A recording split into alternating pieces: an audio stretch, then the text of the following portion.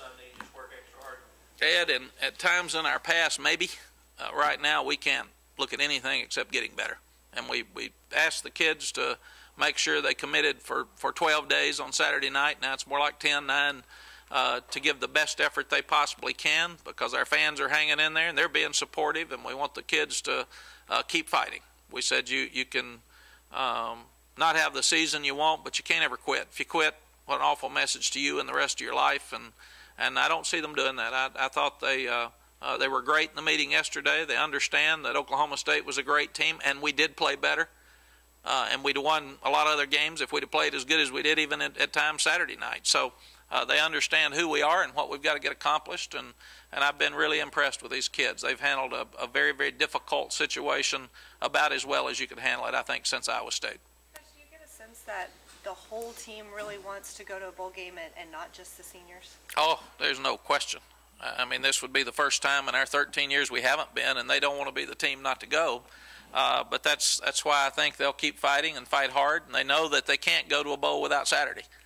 So if they get Saturday, and they've got to play well to do that, because it's hard to get it flipped when it's not going well, and they're fighting and continuing to try, and then they know they've got another chance to get that fixed as well with a short week.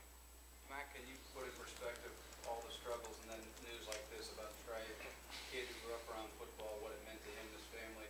Must be pretty sobering for you and your team to realize his career now is over. It is. Nate and Mom came down and talked to our doctors on Saturday at noon, and obviously they're disappointed, but the health of the young man is much more important than a football game, and no one other than Nate and Mom would understand that better, because Nate's seen a lot of injuries in football that carry over after you get through. But I think the same time is that what our team and staff are having to deal with right now is we've been able to deal with the highs of college football for 12 years. And that's all we've dealt with. Now we're dealing with the tough times, the lows, and you got to be able to handle those too. You can't just keep your head up when you're out front. And Blaine Irby's injury that cost him a chance to play. Obviously, Trey, I remember looking at Tony Hills break his leg at Texas Tech when he was getting ready for the draft. I remember Cedric Benson. He had the knee injury. It wasn't awful, but he hyperextended his knee the first play of the Michigan game in the Rose Bowl, and here I was thinking he shouldn't continue to play. Doctors told him that you've hyperextended your knee, and here's a first-round draft choice that goes out there and plays and fights and competes. So guys want to play, and it's really important to them to play. And the message I want to give from Trey's standpoint, because it'll be harder for him to give it for you today, is that he wants to play. He didn't decide not to play. This is a medical decision where he really doesn't have a choice to continue. So he will be very disappointed, but we also felt like that it's important for you all to hear that from him, since we're limited on what we can say. And now modern day football, there's so many rumors out there, we thought it would be better for him to tell you the facts instead of letting everybody decide what the facts were. Will he stay on or yes. still be a part? Yes. He will he'll stay on scholarship. He will obviously apply for a medical and get it. And what we do want is we've got some good young running backs that are here and some coming, and we'll want him to help us coach them. Vondrell has helped in that area this year. He stepped up and helped the young ones and been out at practice a lot, and we think Trey can add a whole lot to us. Trey's also a great student, so I'm sure that Brian Davis can use him some with the young ones in the academic center as well. Mack, I know you've had some ups and downs in your entire career, coaching for so long. But after '98, when you lost those 2 games early on, then you went on the great run of winning 8 out of 9 to finish the season. Did you ever have any idea, did there any bad dreams that something like this would happen? I think the answer would be no, but being practical in coaching, you look around. I mean, it happens all the time. This is not something that's going to last. I mean, to my estimation, we should have won 3 or 4 more games than we have. It should have been about 7-3 right now, and instead of 4 and 6, and that's on us as coaches, and I really believe that. And it's funny, people want you to say it's on you, and then they get mad and say, well, why didn't you do something about it? So that's our job. Our jobs are coaches. And what's really confusing is this same coaching staff the last 2 years has had a chance to play for a national championship and played for one. So they're good coaches. Like I've said, they're good people. They're really trying. And they're not happy. They're not happy that Texas isn't winning. It's not fair to our fans. It's not fair to our administration. We understand that. And you get more grief when you lose than you get credit when you win. That's just part of the deal. That's not going to change. And that's fair. And our guys understand that. I'm proud of our staff. They understand where it is. They understand it's not good, and that that's not good for Texas, and it's not what we should have here. They're like me. We're all constantly looking at trying to figure out why and what we could have done to stop it, but what we can do to fix it is more important than what's happened. And I think that's the thing that matters. Like I said, some people have asked me, are your coaches still recruiting? Well, yeah, we recruit. I email every kid every week. Our coaches call every kid every week. We're working our tails off to try to make sure that we get back on track next year. Coach, can you speak about the emotional toll it can take on you during the course of a season like this when you have to be as positive as you have to be to lift people up, and how personally you're taking the season? Yeah, it's really tiring during a season when you win. So losing's awful.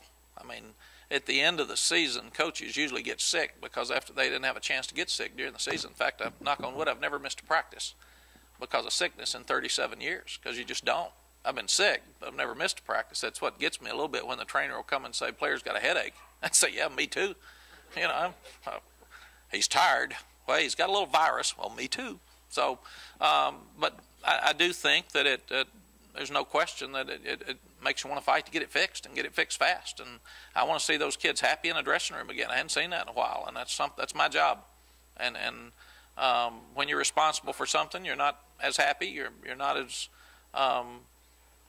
fulfilled as when it's working well. So you want to get it fixed, and that's our drive right now. Mac, you talk about trying to figure out why this has happened. Do you think it's going to take y'all getting out of the season, getting just a couple weeks away to kind of look back and start trying to? I mean, no, I think we've got. I asked for input from the coaches to see what they think. Not as much about. I'm not like you guys. I don't go back and bash all the possible things that could have been wrong over the last 13 years that would have led to this game. But trying to figure out exactly what's good and what's not good, and if it's not good, instead of trying to figure out how it got that way, you really need to figure out how to fix it. Everything is about fixing it and moving forward instead of blame. It doesn't do any good to sit around and blame. The only reason you would look back is to see if something happened that you could have changed. Can you make sure that doesn't happen again? I think, and that's what you try to do. As I said, there are a lot of positive things going on with the program. Everybody cares about the academics and the graduation rate when you're winning. Nobody's asked me this year. It's not as important. Everybody wants your kids to stay out of trouble and act right. Well, I knock on wood, these kids have done everything we've asked them to do. We haven't had anybody miss meetings. We've had everybody fight. So none of the normal problems you would think that would come with a season like this have propped up with us.